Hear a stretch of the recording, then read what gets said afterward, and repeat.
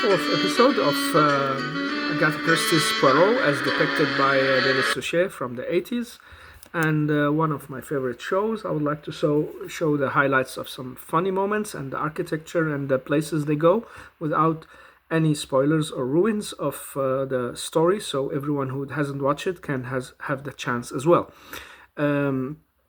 I believe there are always three good sides to any story that works, and the first one is the thrill or the script that has good dialogues and a strong story and some mystery in it, or something that keeps us occupied. And the other side is the environment and how that's depicted, how time is given on it, the camera angles and the things brought into the scenes. Of clothings and furnitures and places we see. And the third side is the funny and awkward moments they have together, or the relaxation moment, if they work or not, because many shows have these, but that doesn't work. They seem out of place, or a bit forced into the scenes, and that's what I find very nice and well done in these series here, as I'm gonna talk about in the episodes I'm showing. This episode is called 24 and 20 Blackbirds. It's about a man who dies, and a lot of mystery surrounds his death and what's gonna happen later, and we really get thrown off track during the story. It's also a well-done story, but again, focus on the environment. Look at this. They've chosen this summerly seaside environment to show us the place where the events are gonna happen, and they're gonna bring Poirot to the scene. We are also shifting focus here a lot, and back in London, there's this theater producer and his crew who in some way will be related to the story, and without any spoilers, of course. I'm just showing that I love seeing theaters and like being in them, and it's very good they bring them into the show and give us a sense of how it is being a producer or an actor there, and they actually show us a small act of these two guys on the scene. Hey, you see, sir, when I'm singing this song, I'll be cobbling, and I'll have a boot. Oh, you'll get a boot, all right. And here we see the actors. It's like we get into a double meta reality reflection. We are the viewers. We are the real viewers of the show that's man-made and not real in our opinion or in our life. But in that show that needs to appear to be real, there are actors acting on the scene, showing us an act they're going to show people later, so they're rehearsing for it as if they were the real persons, showing it to others. And that's a beauty to put some of these things in a series like this. Also, again, shifting the attention from the main crime, but still related to it or in the environment of it. And as usual, we shift the attention to see the Whitehaven Manors and Poirot working. We don't know on what, but we get the sense of that he's busy, and Miss Lemon as well in her daily fashion. And we have the Captain Hastings in this episode listening to cricket. Alias Wyatt returns to captain's side, and Bill Bowes is preferred to Mitchell. The team is Walter, Sutcliffe, Hammond, Hendon, Wyatt, English enigma. Peary, Verity, Farnes, and Bowes. I know not of any other game where even the players are unsure of the rules. I love these comments on. It's like it's so brilliant to be able to have the ability to show the humorous side of your own culture, and that's a British trait in many ways. I've seen it in other places as well. That to be able to laugh at yourself and your own culture or way of doing things, that shows that you have reached a level of level of reflection that's very high and very deep, that you don't take yourself too seriously, don't take life too seriously, and that you see that everything is part of a kind of a culture that looks funny if you look at it from the outside or in different views. And so is Poirot here, the eyes and the ears and mouth of every one of us who doesn't understand cricket. I doesn't at all. And where the players themselves are unsure of the rules, that makes it even more crazy to follow or to listen to. But Hastings is taking it seriously, as we can see, and that's yeah, it's just funny. It's just beautiful. Looking for three figures at the hallowed ground? Hastings, I have no time for this Don and his crusade at the hallowed ground. I have a dinner engagement with my dentist. Your dentist? Positively morbid. But you're always trying to avoid him. Not at all. Off duty, he's quite charming. Yeah, that's actually true that we hate the dentist, but off duty they can be charming because I knew a dentist once when I lived in Greenland, and he lived close by, and we used to meet sometimes. He liked to walk long walks, and he was a bit of a solitary man who liked to have a long walk beside his work, and was a very calm and easygoing man, and actually had a good way of treating people because he made them relax. He just had something in him that made you relax. So here we have the association again in the series, and look at that beautiful radio in the background. Isn't it just put right in place there, where Hastings is listening to it, and wow, the shapes and the voice and the sounds coming out of it, and going very well with the background and the door and the picture. Yeah, homie. And here we see Poirot with his dentist at a restaurant, also set in the 30s style. Don't you just love going into that environment and sit there and watch them? And that's exactly what we are doing. And this dentist has already chosen the menu and the wine, and Poirot had no saying in it. But now he wants to make a toast for him. To my good friend, Hercule Poirot, for whom life without mystery would be like roast beef without the mustard. C'est la vérité, mon ami. C'est la vérité, mon ami. And so beautiful with these small replics and way of saying things that you just get to enjoy. I hope everyone is enjoying this the same way I do. And now he tastes the wine, and another misunderstanding occurs here, because the doctor will interpret it as a way of his fitting, and Poirot just doesn't like the taste. I see that bicuspid is still sensitive, Poirot. We must take a look at that. He wants to go back and dig into his teeth, and Poirot is gonna make a whole guarding. He wants to guard himself from getting into that with the doctor. It must be the heat. No, he says to him. You don't need to. And he doesn't finish his argument because this lady comes and talks about that man sitting in the background having some different kind of food he's not used to. And it's all related to the story, of course, but it's in the same way mysterious as ever. Here we get a view of a small street side and the cars and the milk delivery man bringing the bottles in front of the door. And strangely enough, Poirot actually loses the argument, but there is a reason why putting him in the dentist's chair, because the dentist is going to tell him about this old man who has eaten. Here's a funny thing, Poirot. Remember that old fellow we saw at Bishop's the other night? The one that Molly remarked on, about how he Look changed at the his nurse diet. in the background. Try And not to talk. The dentist equipment. Well, I'm afraid he's eaten his last blackberry crumble. Poor old chap's kicked the bucket.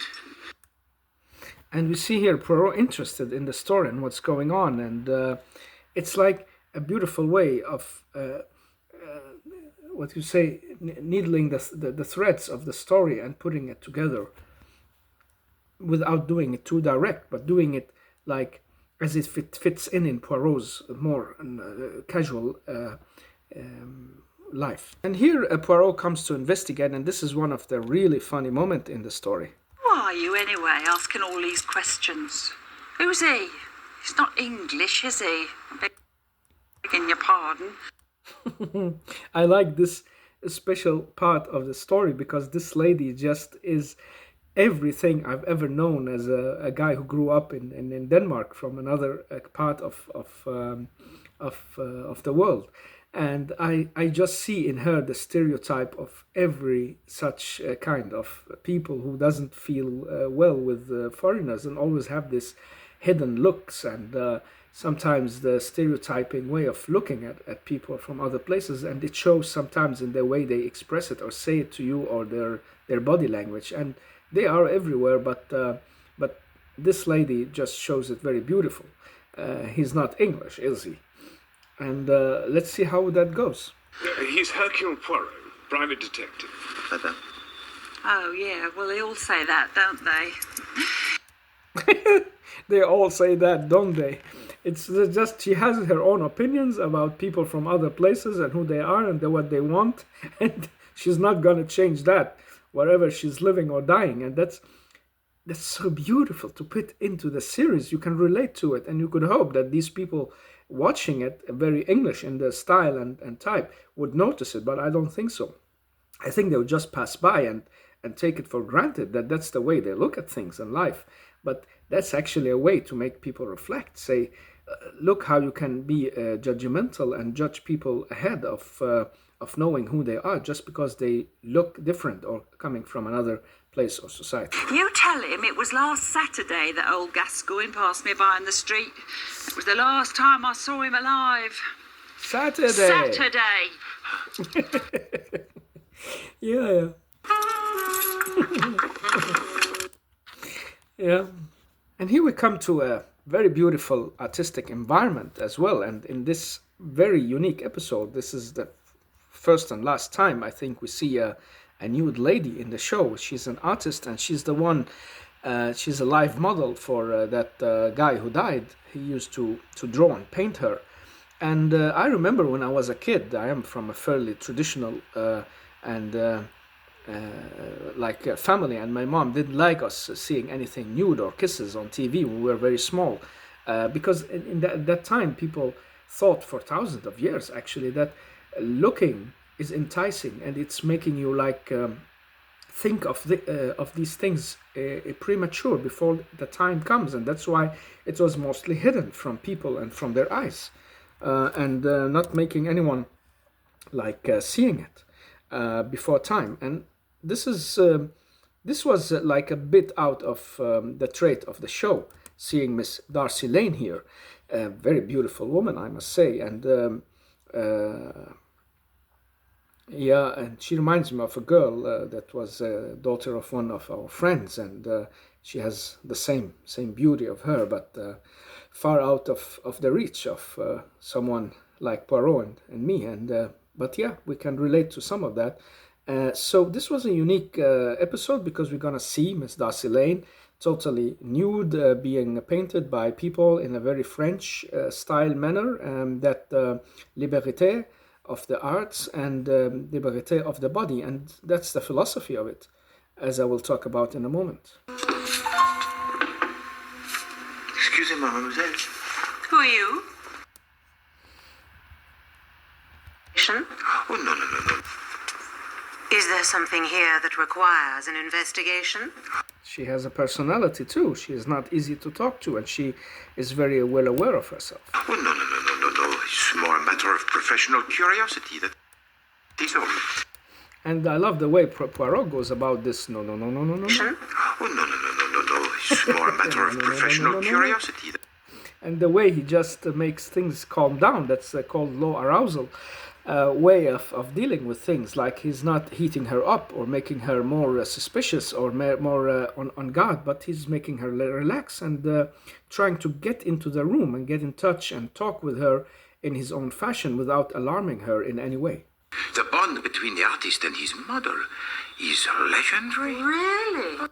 Yeah, and here he's calming her totally down by tapping into her world and her lifestyle, because she must also have lived through a lot of comments and judgmental ideas and people rejecting her and seeing her as a cheap lady that just shows herself off and doesn't guard the most precious things she has, her beautiful body. But here he's just seeing it from the artistic perspective and not from the a more lustful and sexual perspective. He's seeing it as a bond, and as a way of trying to reflect the human life in all its shapes and forms. Said by I Monsieur like Gaspard. this part where the taxi driver is waiting for them. They're talking outside the taxi. We can hear the car roaring, and they're stepping we need in to find the and brother. going somewhere. And that's very used in shows and series, but this gives us like a feeling what's going on. And he taps on the car, just as we know from Sherlock Holmes. They used to tap on the cab, the horse car. And now here they're tapping on the car the same way. So it's also like giving us for that generation a sense of recognition between the environments of the detectives in England. And back to Scotland Yard, who has another. This is where the future of criminal investigation lies. They have another trick up in their sleeves. That's the pre stage of what we today know as CSI investigators, the series that have filled the market, 4 or 5 at least of them. And here we have it in Poirot in the back in the 80s, the future of modern crime, where they look for prints and they analyze traits and skin and look into things in a very modern fashion. And this beautifully brought into show as well. And here we're having a walk around. They're looking for a lot of clues for chemical dissolvents and using chemical dissolvents and prints and all that stuff. And here Poirot tapping in as well. But he's not interested in all this equipment. He just wants to get to the pathologist and to something related to the case, and He wants to elicit the information from the Inspector Japp by showing interest for the equipment in his own manner. And then he gets to him, and this is also a funny chosen actor here, because look at this. May I please borrow this letter, monsieur? It's funny when you look at him. You get reminded of that guy from the Cannonball Run of the doctor in the car with the 2 actors. I forgot the name of, but everybody from that time knows it. The Cannonball Run 1 and 2, and I think, oh my God, what has he to do with anything? But he's actually very friendly, very kind. Well, I'm sure you can be entrusted with its safekeeping, Mr. Poirot. Isn't that beautiful? That you sit with a supposition about this guy, maybe, or how could he be a doctor or something, or what is he going to do just because he looks like that. And that's part of how our brains are getting to work after years and years with cinema and stereotyping, and we get shocked out of it, because suddenly we got this man who's put out of this traditional role, that if he looks like that, he must have psychological disturbances or can't be clever or something like that. I fell into it as a kid, as a young man, and I think I will still fall into it in a second or two if I see somebody like that, and I have to just shake myself out of it again. Of course. And here we come to a very, very beautiful part of the episode where where I didn't think they will show this, but Poirot serving dinner for Captain Hastings. Hastings, this is a recipe of my mother. A recipe of his mother, and he has to eat it, and it's some kind of strange food. And look at Hastings, the perfect, gentle Englishman who doesn't want to upset his host, and he's just tapping in, very curious, what is this from the foreign places that he comes from. And that's not so foreign at all. It's just on the other side of the canal, but even there it can look strange, just between small culture differences. And let's see how it goes. And look at that way he's serving. Smells delicious. It smells delicious. And then he tries to eat it, and the Poirot is not hungry. He wants to talk about the case instead.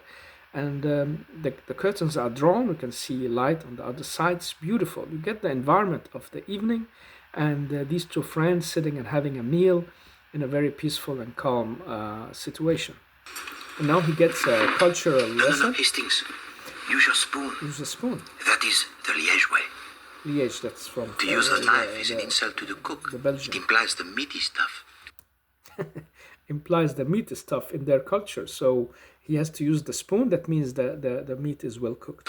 And it's like we're seeing an artistic side of Poirot here. He's like totally out of the social manners as they should be. Like, you don't let your guest eat alone, and you sit watching him and asking him very intensely if it's good or not, because he's not on trial for that. He should just feel at home, and Poirot doesn't seem to catch up with that. So he's just sitting there as a host and looking at him eating, asking him, is it good? Please, do not be stinting with your praise. Oh, it's wonderful. Of course, every cook likes that his meat is good and is lovable, and don't we all do that? And I remember my father liked to cook, and some of my friends as well, and everyone who cooks, mostly who put his heart and soul in it and put some time in it, they like that it's appreciated by the people who is having it, or that it gives them a special experience of life. And that's what food is for as well, not only to be digested, but also to give us this thrilling moments of an amazing experience of the ingredients that we are having, putting our mind and our soul in a total different place, or just giving us a taste of something we usually don't taste at all time when we are in a hurry. And then they end up in a gallery as well, and this is also a new environment that we're going to see here. See the art of the 30s. Again, these type of stairs and buildings, very beautifully found for the series, so they could be used. And maybe this is a real museum, and they could film in it to show the art from that time. I don't really know, but it fits very well in. But he was a man of few friends.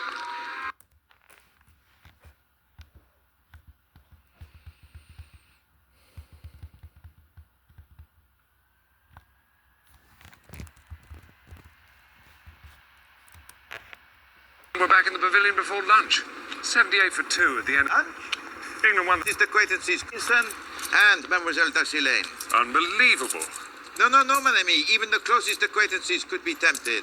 Well, they could have played for lunch. Lunch? And again here, Hastings is very occupied with cricket and the results. Beautiful, they give us time to see Poirot paying for the cab, pulling some coins out of his pocket. It's very nice. And here he gets the biggest clue to the case and how to solve it by his friend Hastings. Let's look at that. England won the toss, went into bat. Sutcliffe and Hammond were back in the Totally pavilion different before mood, lunch. Hastings. 78 for 2 at the end of the opening session. Chipperfield trapped them both. Of course, Hastings. Lunch. Don't you see? See what? That's very beautiful, very, very, very deeply and profoundly done.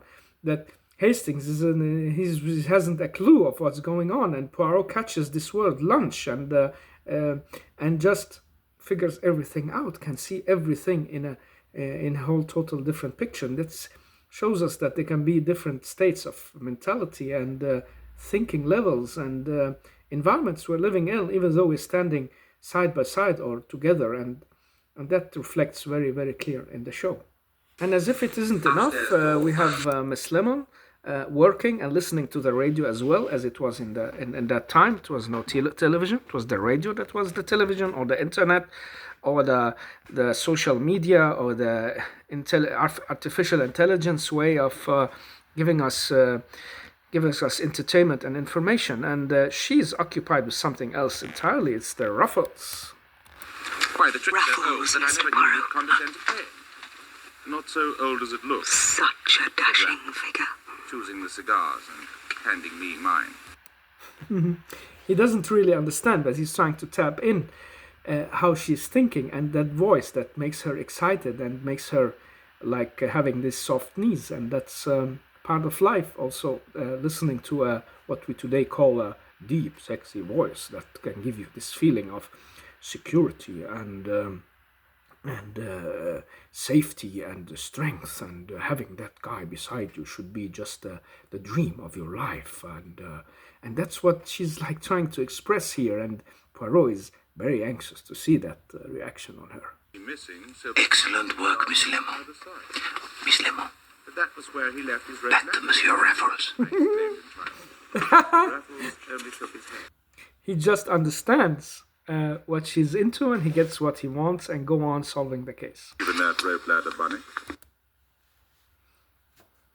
And we get behind the scenes of a theater. Actually, we see Poirot and Hastings actually walking through the backstage of the theater and listening to these two who had rehearsed the whole day and been telling their story the whole day. Now we can hear them and see Poirot watching the stage that he's always loved. And David Suchet, who is Poirot or acting Poirot, he is also a stage man, a character role player. And the theater, what is the theater? We know it all the way back from Shakespeare, and before that from the Roman area, from the Greek area actually, at the earliest. And I think it has existed in most of human time and life, because it's a way of expressing our illusionary situation as human beings, our existence, and it's also reflecting on our lives and society and who we are and who we are not and who don't like to be, and sometimes just a place for relaxation and recreation. So the theater is a big issue in the human life, and here we have these people who are actually acting for us, showing us that they are part of watching an act themselves. And there are also audiences out there, or we get to get the feeling that there is audiences out there. So that's a double meta level of a reflection we have here as well.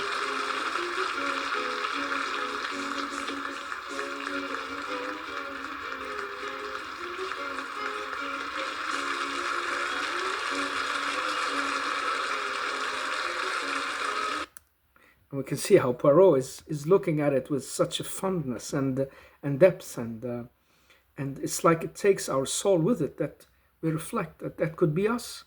That's exactly us. We're running on a stage, and then we leave it, and people can either applaud us or boo us out.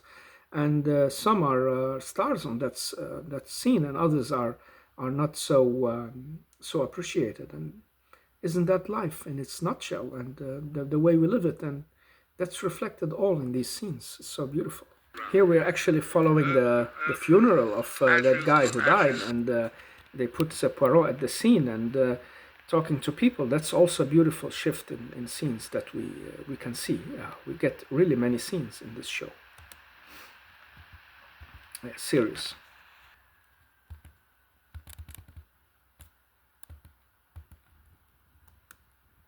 And here they're having tea with one of the relatives and the theater director. They want to get some information. It's also a nice, cozy scene. And here we get Hastings saying a funny phrase related to cricket. It's related to the death of this guy's uncle, but listen to that. Up stumps and back to the pavilion. If you'll excuse the expression.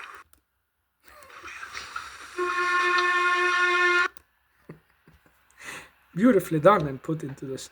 And here we finally get to that seaside area with the beautiful, cherishing, lively music, and people just having a nice time off. And they are talking to this old lady about the dead man and how she served him. And look at that. It's a feeling of just being relaxed and free and enjoying time without worries. That's strange, thinking of the things lurking just behind that time, the World War II that we're gonna experience not so far from that time as well. And here we have a funny moment with Hastings and Poirot getting into the car, and Hastings commenting on Poirot's English. disappearance of Henry Gascoigne, my inquiries appeared no more than innocent curiosity. Well, it certainly puts paid to my theory, anyway. Ah, yes, you expected more from this brotherly intrigue. La crime passionnelle, huh? Ah, no, mon ami. We have been running up the wrong tree. We're running up the wrong tree. And look at the expression on Hastings' face there, driving the car, and he doesn't want to correct his friend. He's that type of personality that it's not non-judgmental. He would never be a teacher, Hastings, because he doesn't interfere in the perception of others. But the teachers usually does. They want to correct perceptions or want to highlight it or help others get a deeper understanding, and that's why they become most time some type of judgmental characters that people sometimes can get annoyed with. But Hastings is the opposite here. He's so caring that he doesn't want to interfere with that, but he finds it rather awkward and he keeps it to himself and just laughs at it in his own head. And personally, I'm not that type of character, so I have a hard time understanding why people shouldn't say it and shouldn't correct others. But we see Hastings in other episodes actually correcting Poirot, so it's maybe more than one side to his character, and maybe he will get the sense of security talking openly to Poirot about his humbleness and other stuff we will get later.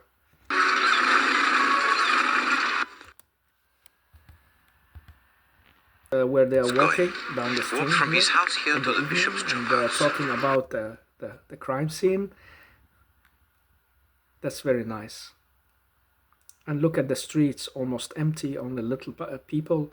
And today they would be overcrowded and the cars on every street, and God knows what will be in the future, if it will be even more crowded, or we will get destruction, and all this will be gone with all the nukes and all the trouble we're having in the world today. But look at that, a lot of space, not so many people. You have good areas. Even the poor people had more space in their areas than they ever have today.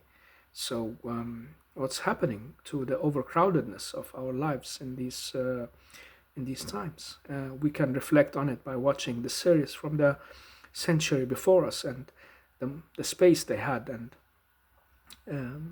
the ability to get your head around things and find a parking lot, and without a meter guard or signs, you have to use 10 minutes on reading and understanding so you don't get a ticket afterwards.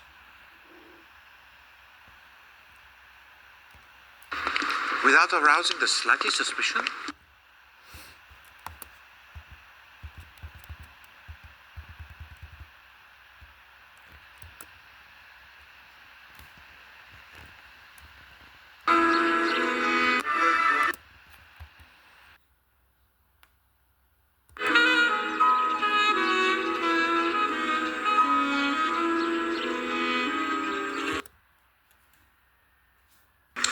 Make it to 2, I'm afraid. He was in Paris. That brings us back to square one. No, mon ami, far from it. Here we are again, having Hastings far off track and Poirot close to solving the situation. No, mon ami, far from it. We are about to make our final move. Poirot is getting a small grasp of cricket, meanwhile. That's Verity's third wicket of the morning. Australia now 204 for 4. And in the end, Poirot, he surprises his friends dining at the restaurant with both Jap and the dentist, showing his knowledge about You and Mrs. Hill, the housekeeper. cricket. But why on earth would... Suddenly you look very pale. Are you feeling unwell? Hastings following the results of the cricket. Test, Poirot. Extraordinary. Listen. Verity takes 14 wickets for 70 runs on a day when England bowl out Australia twice to win the second test. I don't understand a word of it. This is one of the parts of the series I don't understand a bit of. It's a kind of special gibberish talk about cricket. But listen to Poirot in a second here. Last hour. And after the weekend rains, you are surprised, mon ami? Australians are used to hard pitches. The Lord's wickets would have been decidedly sticky, no? So it's not a day for the stroke play. No, it's a day for the art of spin bowling. And Headley Verite is the greatest exponent alive. Bowling left arm, the leg breakers to the right-handers. He would have them marching through the long room in no time. Huh? He has flight variation, the Chinaman. And the most deadly quicker ball that dips into a yorker. Oh, yes. On such a day, Monsieur Verite would consider, what, 14 for 70? A fair haul. They're all stunned with the Poirot's ability to understand cricket and all the expressions around it. And I still, to this day, have watched it so many times, doesn't understand what he's saying or referring to.